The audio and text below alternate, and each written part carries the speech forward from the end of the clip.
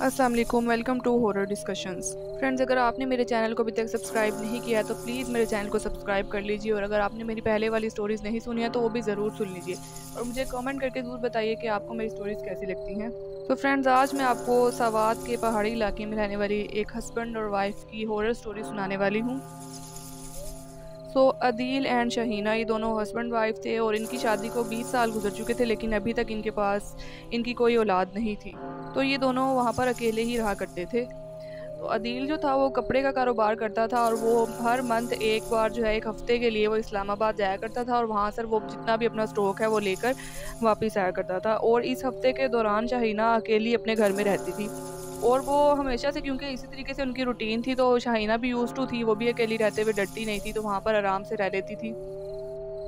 तो एक बार इसी तरह से अदील जो था वो इस्लामाबाद जाने वाला था, और उसे एक दिन पहले उसने शाहीना से कहा कि हम लोग काफ़ी अर्से से बाहर घूमने नहीं गए हैं, तो आज हम ऐसा करते हैं, हम बाहर घूमने जाते हैं और डिनर भी हम बाहर ही करेंगे।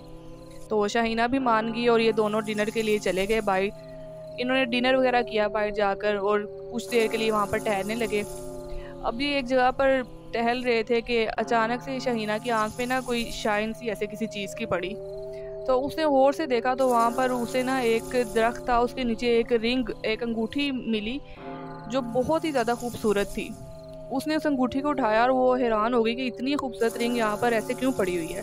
उसने यहाँ वहाँ देखा, उसको कोई नज़र नहीं आया, तो उसको वो रिंग इतनी पसंद आई ना, उसने भी उसको पहन लिया अपनी फिंगर में।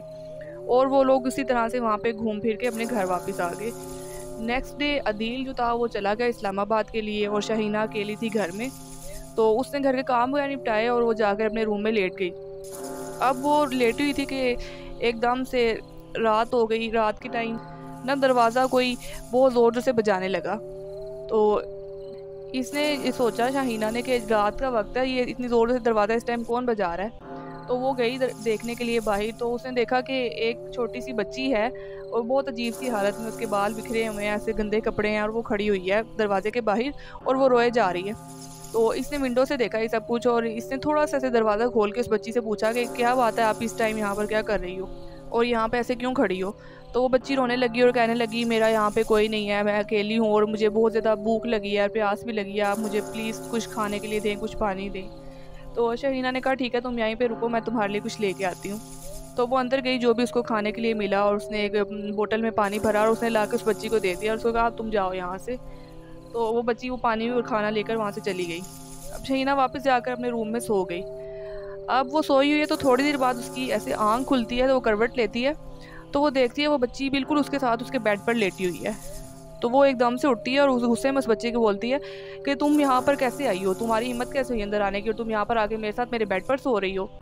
तो वो बच्ची कुछ भी नहीं कहती, वो ना हंसते हुए ऐसे उठती है अजीब सी आवाज़ में, और ना वो भागती भागती किचन की तरफ चली जाती है।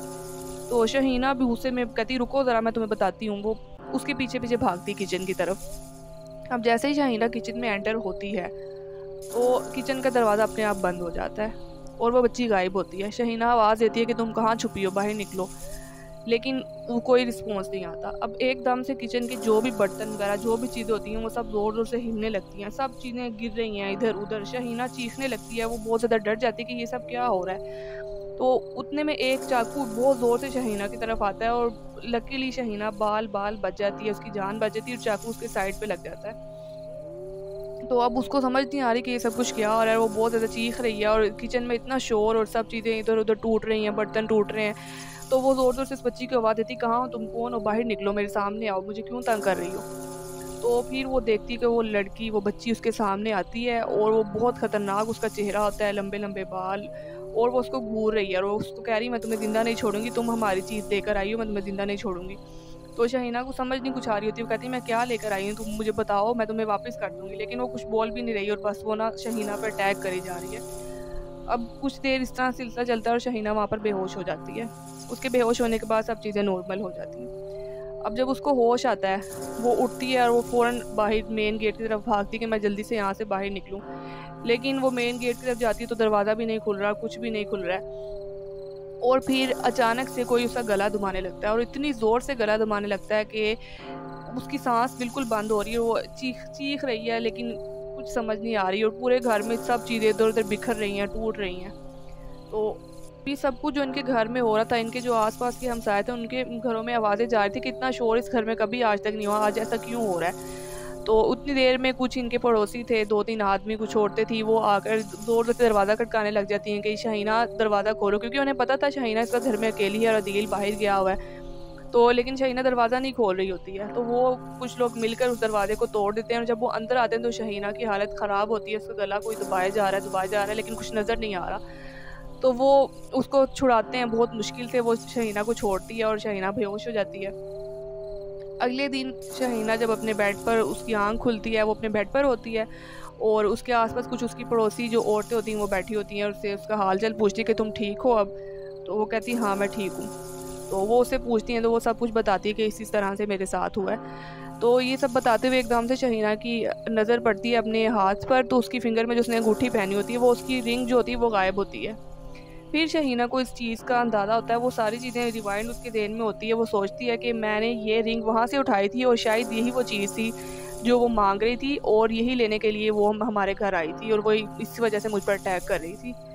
तो वो रिंग अपनी लेकर जा चुकी होती है और उसके बाद सब नॉर्मल हो जाता है। फिर कुछ दिनों बाद जब अदील वापस आता है, शहीना उसको भी सब कुछ बताती है और फिर इस वाक़े के बाद वो दोनों एक चीज़ तो बिल्कुल सोच लेते हैं कि हमने आइंदा से बाहर से कोई भी चीज़ किसी भी किस्म की, चाहे हमें सोना भी मिल जाए, हमने वो नहीं उठाना है, क्योंकि इसकी वजह से शहीना की जान जाते जाते बची थी।